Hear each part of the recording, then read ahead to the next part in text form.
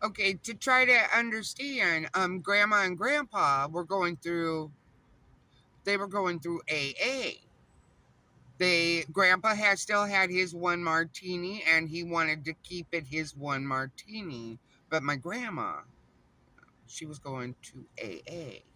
And she was occasionally still talking to her sponsors while feeding a baby cannabis brownies.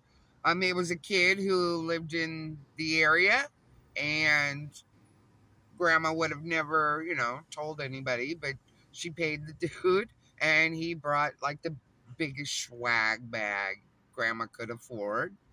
And grandma made the brownies, and I was on geez, couple of months, every time the pain became too much and they didn't want to go over my dosage of pain medications, they would feed me the brownie. I would cry less. I would be a little more active, pay attention to television, things that were going around me.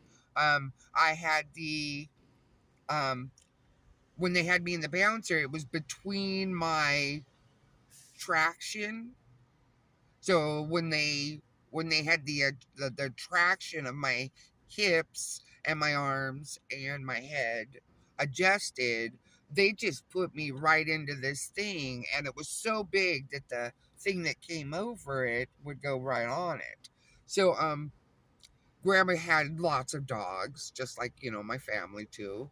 And she didn't want to put me on the floor, which was my mom's standard. I'd be on the floor. So the only other thing they had was a playpen. And it got so serious. I was at grandma's house so often, they bought me their own playpen and wouldn't send it home to my mom. Now, the hardest part was my grandma used to beat the hell out of my mom, and my grandfather beat my mom so badly she probably was in the same situation as a baby.